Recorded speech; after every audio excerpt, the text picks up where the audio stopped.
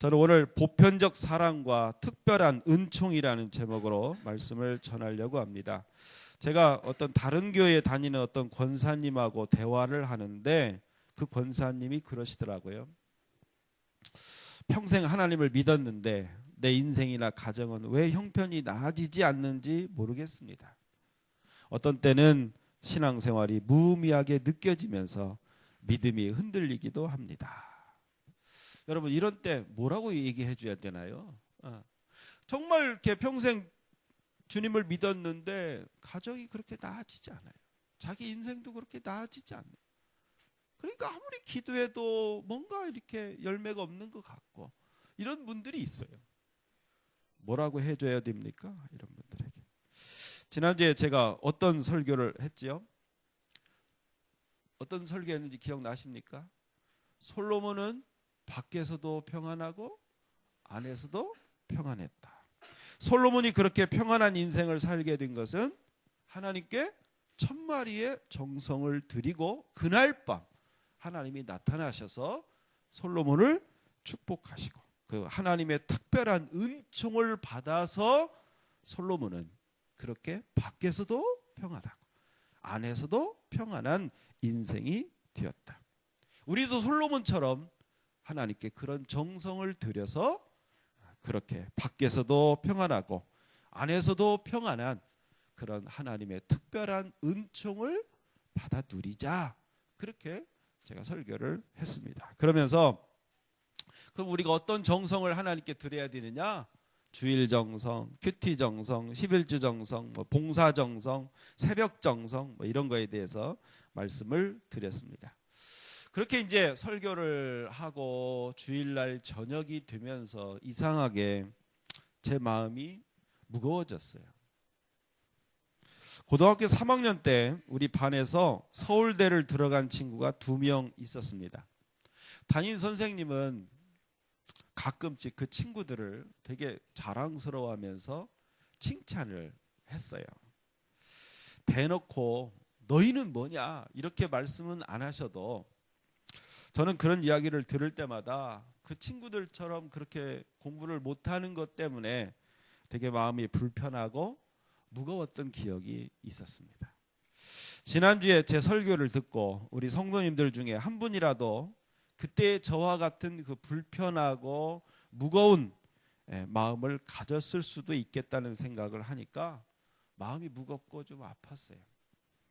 그래서 왜 내 마음이 이렇게 무거울까 묵상했습니다. 그 결과 누구에게나 주시는 하나님의 무한한 사랑에 초점을 맞춰야 되는데 내가 솔로몬이라고 하는 특별한 소수의 사람에게 초점을 맞추었기 때문에 대부분의 사람들이 좀 무거울 수 있지 않을까 하는 생각을 했습니다. 모든 성도가 그렇게 솔로몬처럼 할 수 없잖아요. 그런 소수가 될 수 없잖아요.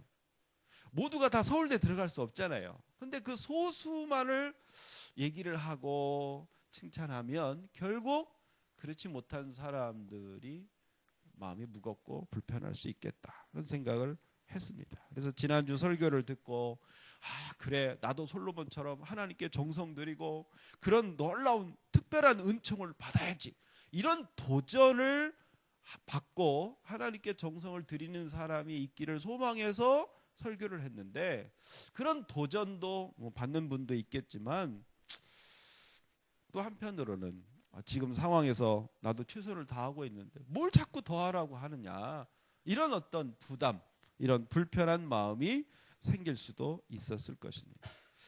마치 우리 하나님은 솔로몬과 같은 그런 특별한 정성만 받으시고 그런 정성이 없으면 사랑하지 않는 그런 분처럼 오해할 수도 있겠다는 생각이 들었습니다. 그러나 그런 오해는 전달을 잘못한 제 책임이지 우리 하나님은 그런 하나님이 아니시라는 것을 말씀드리고 싶습니다. 우리 하나님은 우리를 사랑하십니다. 그런데 우리를 언제부터 사랑하시는지 아십니까? 한번 생각해 보세요. 하나님은 우리를 언제부터 사랑하실까요? 자, 우리가 예수님을 믿기 시작하면서부터 우리를 사랑하실까요? 아닙니다. 그럼 우리가 정성스럽게 예배를 드릴 때 우리를 사랑하실까요? 아니면 우리가 하나님께 뭐 예물을 드리고 헌금을 드릴 때 하나님 우리를 사랑하실까요? 우리의 삶이 거룩해졌을 때 하나님 우리를 사랑하실까요? 언제부터 하나님은 우리를 사랑하실까요? 그 사랑을 알아야죠. 이 철없는 자녀들은요 그런 생각을 많이 합니다. 우리 부모님은 나를 사랑하지 않아요. 그런 대개 부모들 자기 자녀를 버리는 부모들도 있고 사랑하지 않는 부모도 있을 수 있습니다. 그러나 거의 대부분의 부모들은 자식만 생각하면 눈물이 날 정도로 사랑해요. 근데 그 자식들은 정작 우리 부모님은 나를 사랑하지 않는다고 느낄 수 있다는 거예요. 그것이 마치 우리 신앙인에게도 마찬가지입니다. 하나님은 지금 우리를 사랑하고 계신데 그 사랑을 못 느끼는 성도들이 많이 있어요. 하나님은 과연 언제부터 우리를 사랑하실까요?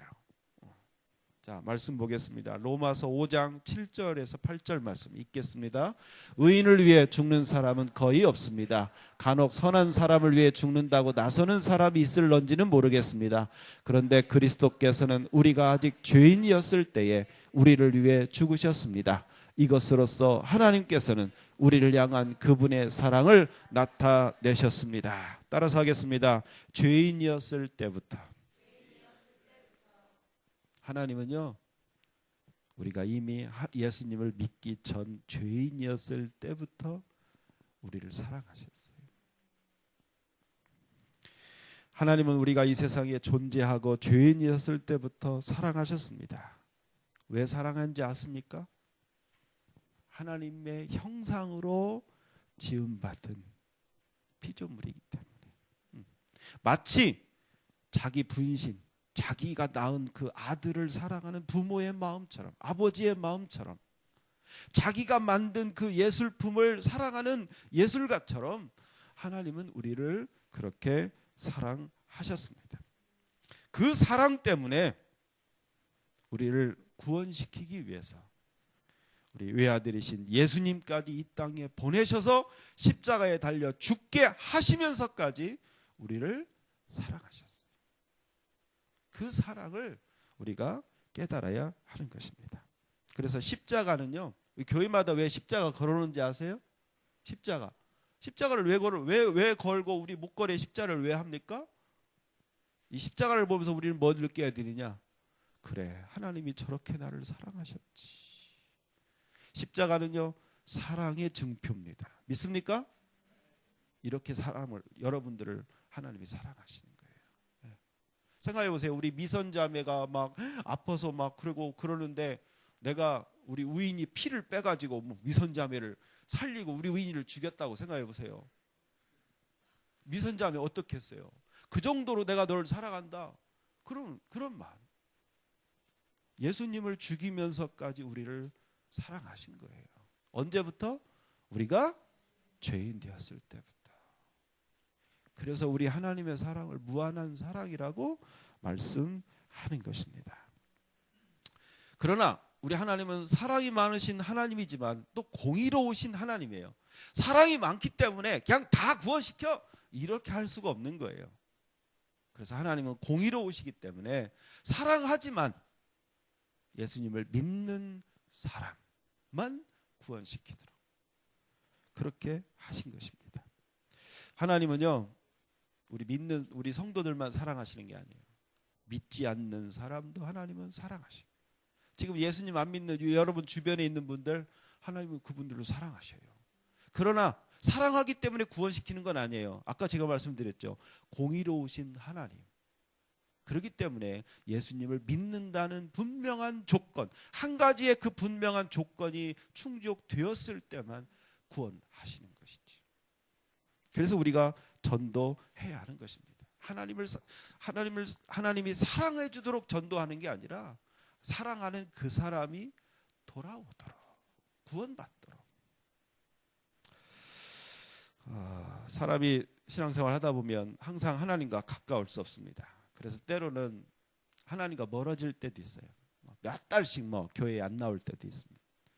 아니면 마음속에 하나님이 아예 없어질 때도 있어요.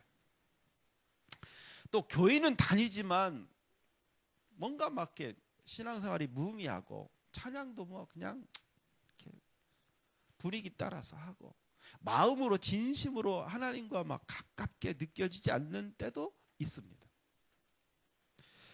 근데 그런 분들이 이제 다시 어떤 문제가 생겨서 내가 하나님을 다시 의지해야 되겠다, 그렇게 해서 다시 하나님 뭐 찾으려고 교회에 나오거나 다시 이제 내가 정말 하나님이 필요하다, 그래서 하나님을 찾을 때 어떤 마음이 드냐면, 하나님이 지금 나를 어떻게 생각하실까?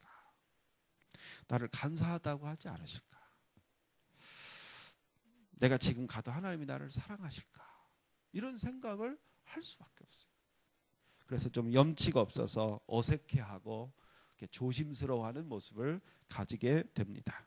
근데 그것이 바로 탕자의 모습이에요. 여러분, 아버지 재산을 다 탕진하고 집으로 돌아온 그 탕자가 아버지에게 제일 첫 마디 뭐라고 했는지 아세요?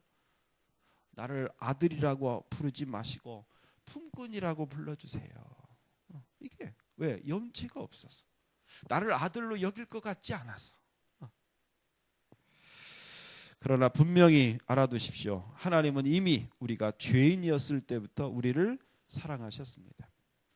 탕자가 집을 나가서 방탕할 때 아버지는 어떻게 했습니까? 그놈의 새끼 가서 그냥 다리몽댕이 풍지러져라, 그냥 망해라. 하나님이 아버지가 그랬습니까? 아니에요. 늘 다 본 거예요. 우리 아들이 언제 오나. 사랑하는 마음으로. 사랑하는 마음으로.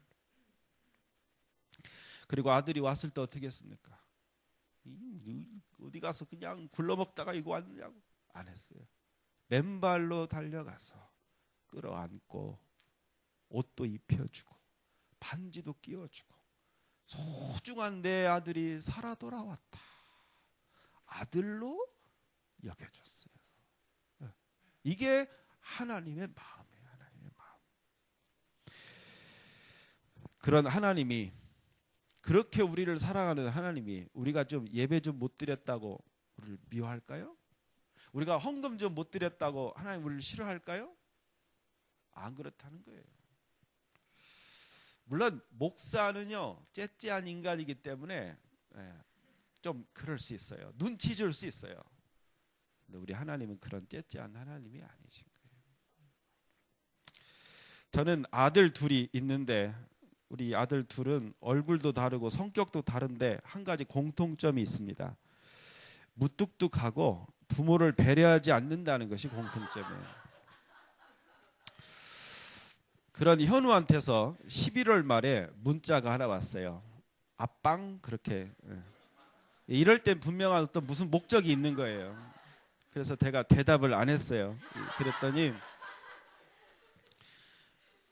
또 문자가 왔는데 아빠 으우앙 이런 식으로 뭐라고 무슨 말을 하는지 이제,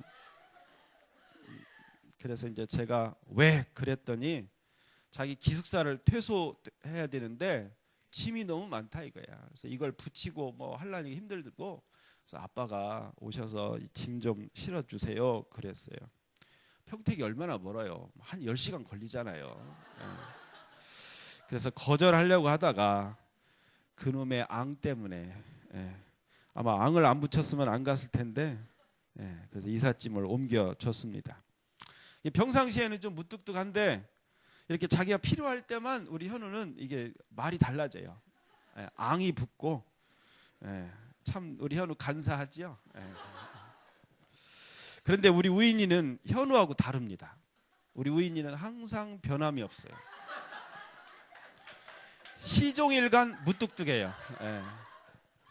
그래서 우리 지난 학기에 우리 우인이가 조직신학을 공부를 하는데, 조직신학에 대해서 지가 뭐 아는 게 뭐 있어요? 결국 나를 믿고 하는 건데, 그게 이제 숙제를 해달라고 와요. 그래서 내가 이제 자려고 들어가는데 노트북을 딱 들고 오면서 나를 쳐다보면서 나 숙제해야 되는데 이러는 거예요. 그게 다예요. 그게 뭐 앙은커녕 아빠도 없어요. 그래서 나들 어쩌라고 그렇게 하고 싶었는데, 그래도 나를 아빠라고 생각하니까 이렇게 나한테 말하지, 옆집 아저씨한테 얘가 이렇게 하질 않겠지, 그런 생각에 그래 가져와라. 그래서 조용히 숙제를 해줬습니다. 간사하게 필요할 때만 애교 부려도 사랑하고, 심지어 우리 우인이처럼 항상 무뚝뚝해도 사랑하는 게 부모예요. 우리 하나님도 우리를 그렇게 사랑하십니다. 무한하신 사랑으로. 여러분들이 나 이제부터 교회 안 다녀, 그리고 세상으로 나가도 하나님은 여러분들을 사랑하시고 돌아오기를 기다리실 겁니다. 여러분들이 뭐 예배 좀 드렸다 안 드렸다, 뭐 일도 했다 안 했다, 뭐 어떤 상황이 되더라도 하나님은 여러분들을 사랑하십니다. 왜냐? 여러분들을 자녀로 삼으시고 하나님은 우리의 아버지가 되시기 때문에. 믿습니까? 하나님 우리 아버지십니다. 우리 아까 찬양 불렀죠? 내 이름 아시지요? 우리가 아바라 부를 때 내 눈물 닦아주시는. 하나님 없이 살다가 힘들고 어려울 때 오면 와서 눈물을 흘릴 때, 에이 하나님 그러지 않으시. 그 눈물 닦아주시고 안아주시는 분이에요. 저는 그 탕자의 아버지만 생각하면 참, 우리 예수님은요 놀라운 커뮤니케이션 능력자예요. 하나님을 어떻게 생각해야 되는지 그걸 가장 잘 표현한 게 그 탕자의 아버지예요. 탕자의 아버지. 저도 탕자잖아요. 저는 그래서요 우리 교인들 흉보지 않습니다. 왜냐? 저보다 다 나아요. 저처럼 하나님 배신했던 사람 흔치 않아요. 그렇게 하나님은 우리를 사랑하십니다. 그런데 그렇게 우리를 사랑하시는 하나님, 우리가 간사해도 사랑하시고 우리가 무뚝뚝해도 우리를 사랑하시는 그 하나님께 우리가 정성을 다하면 어떠실까요? 지난 목요일이 저희 어머님 생신이어서 새벽 예배를 마치고 저희 네 식구가 고향집에 갔습니다. 아침을 좀 해드리고 싶어서 아침 드시지 마세요. 그래놓고 막 달려갔어요. 막 배고프실까봐 열심히 달려가서 아침도 해드리고 축하도 해드렸습니다. 식사를 하고 있는데 우리 동생들이 3명이 있는데 다들 맞벌이 해요. 그러니까 이제 우리 어머니 생신에 맞춰서 시골 내려올 수가 없는 상황이고, 그래서 전화들을 막 오는 거예요. 못 가봐서 죄송해요. 이렇게 전화가 와요. 그러면 저희 어머니는 안 와도 돼, 안 와도 돼 그러십니다. 근데 우리 어머니는 그 마음이 진짜입니다. 안 와도 자식들에게 서운해하지 않는 분이세요. 사실 제가 못 가도, 이번에 제가 못 가, 엄마 나 못 가요, 그래도 안 와도 돼, 안 와도 돼, 우리 어머니는 그러셨을 거예요. 그런데 전날에 우리 사모님이 음식 준비를 하는데 이번에는 뭐 특별히 그냥 막 잔치 음식처럼 막 여러 가지 반찬을 차려서 아침상을 다 차려드리니까 우리 어머니가 막 우시는 거예요. 너무 좋았어. 우리 아버지는 이제 용돈을 이렇게 드리니까 막 그렇게 좋아하셔요. 참 재밌죠. 우리 아버님은 저희한테 뭐 몇백만 원, 몇천만 원 주시는 분이에요. 근데 그 몇만 원 드렸다고 그걸 좋아하셔요. 그 돈 때문에 그럴까요? 아마 다른 사람이 그 몇만 원 우리 아버지한테 주면 이 사람이 나한테 왜 줘, 이거 안 받으실 거예요. 근데 내가 드리니까 좋아서 받으셔요. 왜? 돈이 귀한 게 아니라 그 담겨 있는 마음. 여러분, 우리가 하나님께 헌금 드릴 때도 그런 거예요. 막 그 돈이 막 많아서 막 하나님이 좋아하는 게 아니에요. 돈 때문에 그런 게 아니라 드리고 싶은 그 마음을 하나님이 기뻐하시는 거예요. 그렇게 막 기뻐하시는 걸 보니까 저희 부부, 우리 우인 현우는 모르겠습니다. 근데 우리 부부는 되게 기뻤어요. 그렇게 기쁘게 해드릴 수 있다는 사실이 참 너무 감사하고, 그리고 우리는 우리 부모님에게 뭘 바라고 한 게 아니에요. 저희는 이제 결혼할 때부터, 저는 이제 결혼하자마자 이제 군목을 갔기 때문에 저희 부모님에게 뭐 집장만이랄지 뭐 결혼, 지금까지 저희는 부모님에게 뭘 바란 걸 하나도 없어요. 개척할 때도 뭐 우리 부모님 이렇게 도와주시고 한 적이 없어요. 단 한 번 딱 우리 개척하는데 우리 교회 제일 처음 헌금할 수 있는 특권을 줄 테니까 두 분 100만 원씩 헌금하시오. 내가 그 말 한 번밖에 없어요. 나머지 다 우리 부모님이 이렇게 마음이 우러나와서 이렇게 하는, 부모님에게 받은 사랑과 은혜가 너무 감사해서 그렇게 정성껏 하는 것이죠. 그런데 그렇게 정성껏 하니까 부모님의 사랑이 달라요. 우리 동생들도 물론 우리 부모님이 사랑하지만 우리 동생들을 사랑하는 것과 저희 가정을 사랑하는 게 달라요. 달라도 아주 많이 달라요. 그래서 뭐 땅을 팔아서 우리 자식들에게 용돈을 주는데 이 차이가 달라요. 작년에 제가 하늘나라의 열쇠를 우리 성도들에게 하나님이 주셨다고 하면서 우리 주님이 그런 말씀을 하셨어요. 땅에서 잠그면 하늘에서도 잠긴다. 땅에서 너희가 열면 하늘에서도 열린다. 기억하시죠? 네. 자, 그러면 하늘의 그 축복의 문을 누가 여는 거예요? 하나님이 열어주시는 거예요? 아니에요. 이미 창고의 열쇠는 우리에게 주셨습니다. 우리가 여는 거예요. 그럼 아까 그 권사님에게 뭐라고 대답해야 되나요? 뭐라고? 뭐 대놓고 말할 수는 없어요. 그러나 여러분 분명히 아십시오. 여러분의 인생은 하나님이 여러분들을 인도하시지만 그 하나님의 인도하심을 여러분들이 믿고 순종하느냐 않느냐 여러분이 결정하시는 거예요. 그리고 거기에 따라서 여러분의 인생이 달라지는 것입니다. 솔로몬은요, 제가 볼 때 지혜로웠어요. 그걸 알았어요. 하나님이 감동되고 하나님이 나를 축복하셔야만 내가 이 어린 나이에 내가 왕을 잘할 수 있구나. 하나님을 감동시키려면 어떻게 할 것인가.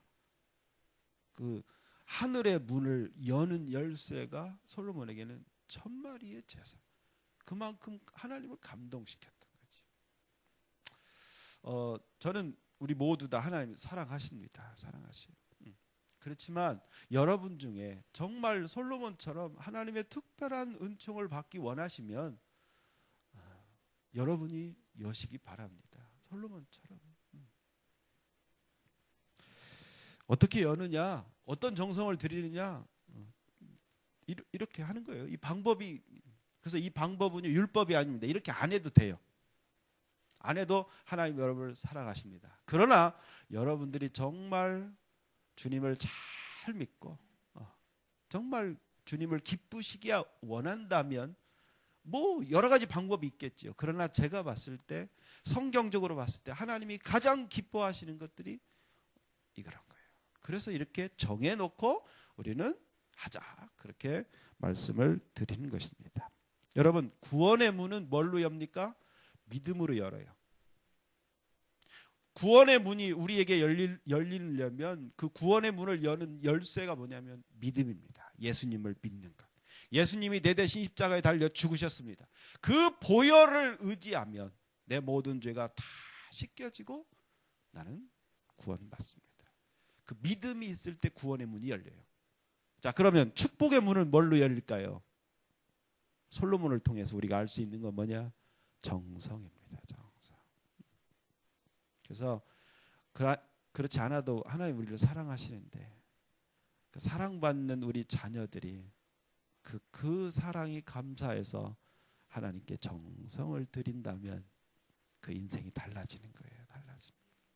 여러분들이 정말 주일 예배 예물을 드릴 때, 봉사할 때 여러분의 모든 삶을 정성스럽게 한다면 우리 하나님은 여러분들을 보시면서 기뻐하시고 솔로몬에게 주셨던 그런 놀라운 특별한 은총을 여러분에게도 주실 것입니다. 보니까 교회에는요 모델이 되는 분들이 있더라고요. 참 신앙생활 힘들고 어려운 가운데서도 잘 하더니 정말 신기하게 하나님의 놀라운 은총을 받는 성도들이 꼭 있어요. 그게 바로 솔로몬과 같은 사람들이에요. 신앙생활을 정성스럽게 하더니 참 하나님이 축복해 주시는. 그게 누가 될지는 아무도 몰라요. 여러분만이 아십니다. 여러분이 그렇게 되기 원하시면 여러분도 솔로몬처럼 도전해 보십시오. 그러나 여러분들 그렇게 안 하셔도 하나님은 여러분들을 사랑하셔요. 제가 하나님을 배신했을 때, 하나님을 떠나서 그때 우리 어머니 아버지 많이 힘드셨어요. 많이 울으시고. 근데 그때도 하나님은 저를 사랑하셨더라. 그리고 기다리셨더라. 제가 돌아왔을 때 하나님 저를 책망하지 않으셨어요. 잘 왔다. 그래서 저도 몇 달 만에 교회 오는 분들 잘 왔다. 왜 안 왔냐 이러지 않아요. 여러분, 우리 하나님은 정말 사랑이 많으신 분이세요. 그리고 여러분들에게 솔로몬과 같은 그런 놀라운 은혜와 축복을 주기를 원하십니다. 여러분이 여십시오. 그래서 우리 교회도 정말 솔로몬과 같은 이런 놀라운 축복을 받는 분들이 많이 나왔으면 좋겠어요. 그래서 누구를 보니까 정말 하나님은 살아계시는구나. 그래서 이 험한 세상 얼마나 힘들어요. 그래서 하나님의 그 사랑 가운데 거하면서 또 사랑뿐만 아니라 하나님의 이런 특별한 은총도 받아 누리시고 하나님께 여러분의 삶으로 영광 돌리시기를 주님의 이름으로 축원합니다.